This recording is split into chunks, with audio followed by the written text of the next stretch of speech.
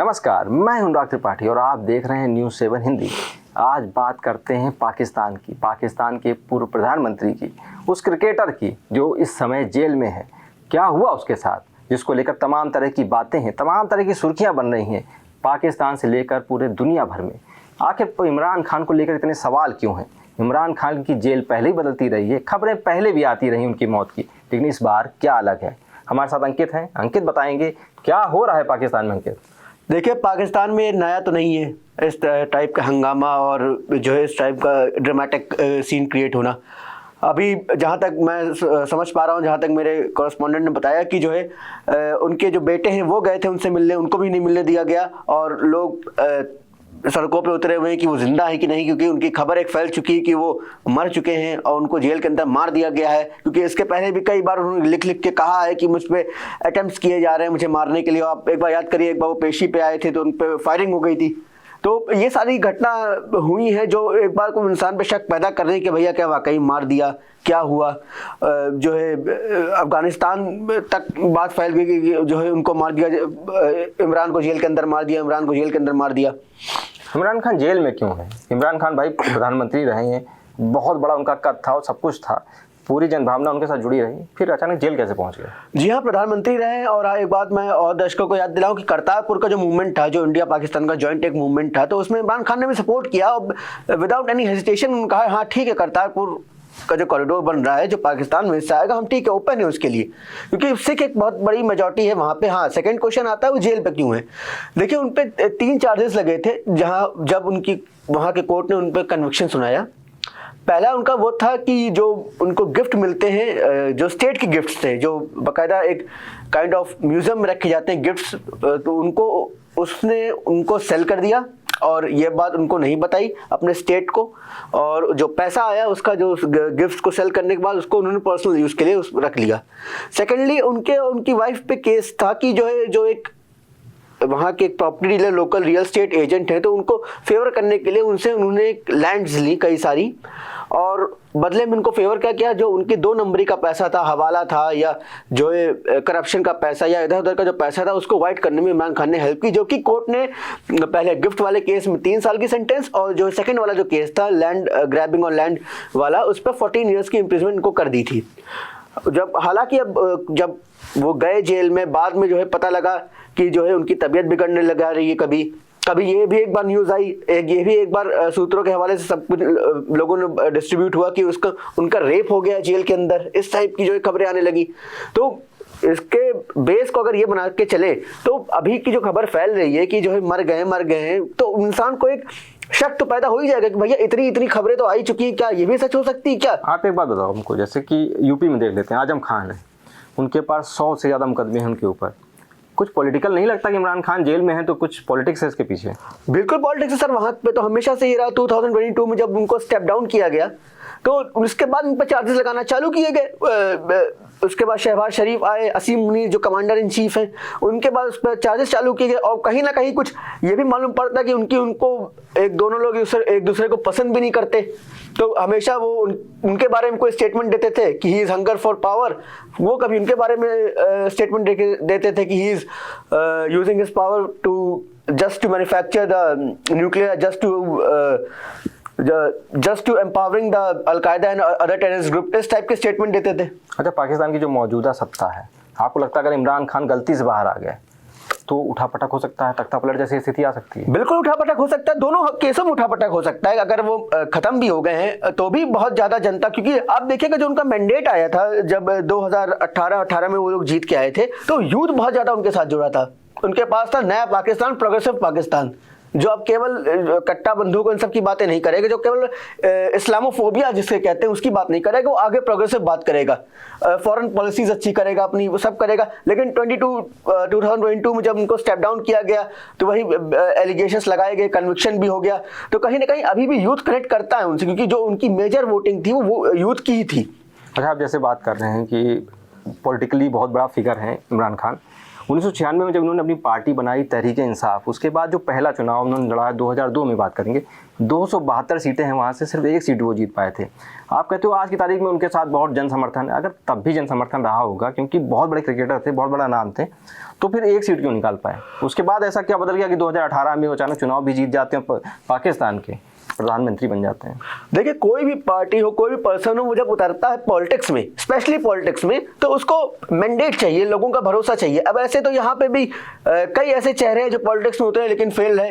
आप गोविंदा को देख लीजिए, बहुत अच्छा नाम था, लेकिन जब पॉलिटिक्स में उतरे तो बहुत ज्यादा सक्सेसफुल पॉलिटिकल कैरियर तो उनका नहीं रहा। लेकिन अमिताभ बच्चन भी तो थे। अमिताभ बच्चन भी थे, लेकिन उनको बाद में पॉलिटिकल प्रेशर के कारण उनको पॉलिटिक्स छोड़नी पड़ी, वो खुद ही हट गए ना पॉलिटिक्स। लेकिन आप ये समझिए, आप पॉलिटिक्स में एंटर कर रहे हैं तो केवल ये नहीं कि आप मैंडेट लेके आ जा रहे हैं, आपको पॉलिटिक्स समझनी पड़ेगी, पॉलिटिकल प्रेशर झेलना पड़ेगा, सब कुछ करना पड़ता है।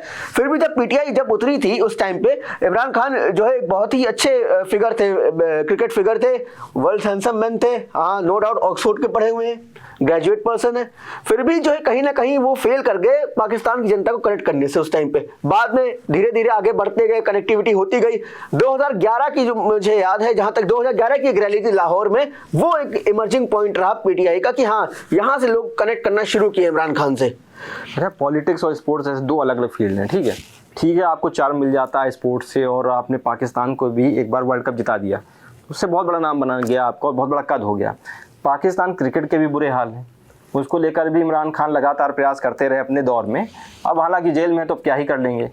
क्या मतलब कोई ऐसी तरकीब है जिससे पाकिस्तान में कुछ सुधार जैसा दिन दिखाई देने लगे? क्योंकि अभी हमने देखा पहलगाम अटैक भी हुआ, भाई इंडिया के साथ वो लड़ने के अलावा उनके पास कोई और काम नहीं है।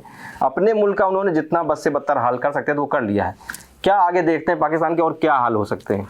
देखिए, फ्यूचर क्या है? देखिए, अगर यही इनका वो रहा, सेगमेंट रहा, यही रेशियो रहा, तो फ्यूचर तो इनका बहुत ही ज्यादा डिटोरिएटिंग होता जा रहा है।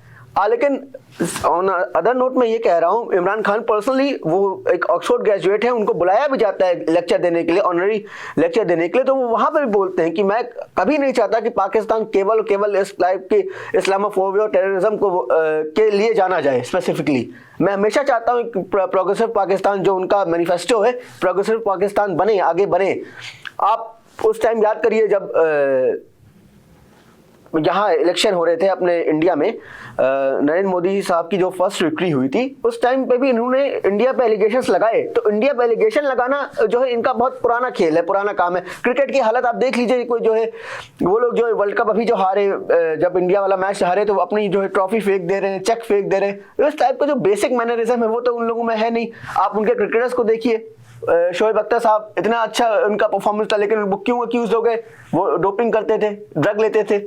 इस टाइप की जो चीजें हैं, पाकिस्तान को, यही पाकिस्तान को बर्बाद की जा रही है, वही क्रेडिबिलिटी खराब की जा रही है।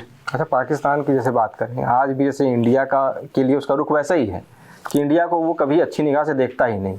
उसके पास वही दर्द हैं, पुरानी तकलीफ़ें वही बयान करते हैं। जबकि इंडिया ने कई बार कोशिश की कि भाई पाकिस्तान एक अच्छा मुल्क बन जाए, उसके लिए जो कुछ अपनी तरफ से कोशिश कर सके। इमरान खान के समय भी हमने देखा कि जो अपना मुल्क है उसने तमाम कोशिशें की कि एक तरीके से पटरी पर लाया जा सके पाकिस्तान को, लेकिन हालात बद से बदतर होते गए। आज की तारीख में ये हाल है कि इमरान खान खुद जेल में हैं और कोई भी ऐसा प्राइम मिनिस्टर नहीं है जो वहाँ पे अपना टेन्योर पूरा कर पाया हो। तो क्या लगता है कि वहाँ की स्थिति ऐसी क्यों रहती है कि वहाँ पे जिस तरह आप देख लो, जो लोग तख्ता पलट करके आते हैं, जो तानाशाह होते हैं, वो तो अच्छे से ज़िंदगी जी रहे हैं, बाकी जितने भी इस तरह से प्रधानमंत्री बनते हैं सब जेल पहुँच जाते हैं। वजह क्या है? देखिए, पाकिस्तान से जो हमेशा जो 10 में से हम लोग की 8 टॉक हमेशा फेल रही। हम लोग का आगरा फेल रहा। Agra was very interesting mission. Agra में तो इतनी अच्छी हमारी कन्वर्सेशन हुई थी मुशर्रफ साहब से, लेकिन एट लास्ट वो भी फेल हो गया बाद में। नए 70s के टाइम पे जब जनरल याया वगैरह से जब बात हुई, वो भी फेल रही। तो पाकिस्तान से अगर बातचीत होती तो कोई बहुत क्रेडिबिलिटी, ट्रस्टवर्दी हम नहीं, अभी तक तो नहीं कह सकते हैं कि बात रहेगी आगे। हालांकि वहाँ पे जो मिलिट्रिज्म है, जो मिलिट्री जो हावी रहती है गवर्नमेंट पे, वो भी एक बहुत ज़्यादा एक मेजर इम्पैक्ट करता है वहाँ की पॉलिटिक्स पे, उनकी वहाँ की फॉरेन पॉलिसीज़ पे। क्योंकि अगर जब आप एक पढ़ा लिखा इंसान अगर मिलिट्री को मिलिट्री उसको केवल और केवल उसी के लिए ढकेल रही है कि लड़ाई करो, युद्ध करो, इंडिया को मारो, पीओके, गजवा हिंद, इस टाइप के स्लोगन्स वो करके केवल अगर इसी के लिए यही अगर इनका स्टैंड है इंडिया को लेकर के, तो जाहिर सी बात है कि लड़ाई से किसी को फायदा तो हुआ नहीं। आप ही की इकोनॉमी डाउन जा रही है, आप ही आपकी तो ये स्थिति आ रही है कि आपको अपना बकरी बेच के और आपको जमीनें बेच के आप अपनी लोन वो नहीं कर पा रहे हो, सेटिस्फाई नहीं कर पा रहे हो, अपने पेपर को नहीं सेटिस्फाई कर पा रहे हो, तो फिर आपको अपने स्टैंड कहीं ना कहीं, और मैं आपको शो करता हूं, आज नहीं 10 साल 15 साल बाद सर, 20 साल बाद भी एक ना एक बार टेबल में बैठना ही पड़ेगा, आमने सामने यूएन पे बैठना ही पड़ेगा पीओके और कश्मीर के मुद्दे को लेकर के। क्योंकि अगर आप लड़ते रहोगे कब तक लड़ोगे आप, या अगर कोई भी हो कब तक लड़ेगा। मैं दावे के साथ कह रहा हूं 15 साल 20 साल बाद एक बार यूएन के सामने पीस टॉक होगी, और वो बहुत बड़ी पीस टॉक होगी जिसका चेयरपर्सन यूएन खुद करेगा। हालांकि चेयरपर्सन है वो, तो कई बार ऐसा हो चुका है, टेबल टॉक पे गए हैं लोग, लेकिन कोई नतीजा कहाँ निकलता है। उसके बाद पाकिस्तान कुछ ना कुछ ऐसी हरकतें कर देता है कि भाई हिंदुस्तान को फिर कोई ना कोई जवाब देना पड़ता है, फिर वो वहीं कहानी पहुंच जाती है। जी मैं वही कह रहा हूँ कि 15 से 20 साल बाद एक ऐसी टेबल टॉक होगी जो कि उम्मीद है कि सक्सेसफुल टेबल टॉक निकले, कि हाँ बाद में ये ना हो कि बाद में कोई गिमिक हो जाए, कोई ब्लफ हो जाए पाकिस्तान की तरफ से। तो ये होना ही होगा, क्योंकि आप देखिए जो प्रकार के हालात अभी पहलगाम में अटैक हुआ, आप देखिए आके घुस के मार के चले गए, उन्होंने बॉर्डर टेंशन्स बढ़ा दी। उसके बाद वो पहले मना कर रहे थे कि हमारे से कोई लेना देना नहीं, हम इस अटैक को कंडेम करते हैं। बाद में एक्सेप्ट किया बिलावल भुट्टो ने कि हाँ जो है अटैकर्स को हमने भेजा था, उनकी एम्बेसी में केक कट रहा था। उसके बाद वहाँ लंदन में बिलावल भुट्टो का स्टेटमेंट जब उनसे पूछा गया कि जो है आप बॉर्डर टेंशन्स क्यों बढ़ाते हैं इंडिया के साथ, तो उनका जवाब आया क्योंकि इंडिया बॉर्डर टेंशन बढ़ाता है बलूचिस्तान में हम लोग के साथ। मतलब उन्होंने एक्सेप्ट किया ना कि बढ़ाते हैं बॉर्डर टेंशन्स। तो बस सीधी सी बात है अंकित, आप नज़र बनाए रखिएगा कि क्या कुछ होता है इस मामले में और क्या जानकारी निकल के आती है। बहरहाल आप देख ही रहे हैं कि पाकिस्तान के जो हाल हैं वो बद से बदतर हैं, और मुल्क जो है वो फेल्ड नेशन की तरफ है, और फेल्ड ही है, क्योंकि हम क्या बोलेंगे उसको, जो अपने देश को नहीं देख सकता है, अपने लोगों को नहीं सुरक्षित रह सकता है। अगर आज की बात करें तो पाकिस्तान के लोग अगर सेफ हैं और अगर सक्सेसफुल हैं तो उस मुल्क से बाहर जा कर के हैं। तो जाहिर है कि अब कहीं ना कहीं इमरान खान की भी जिस तरह से जो गति दिख रही है वहाँ पर, तो पाकिस्तान कहीं ना कहीं सवालों के घेरे में है। बने रहिए न्यूज़ 7 हिंदी के साथ। मैं था अनुराग त्रिपाठी। नमस्कार।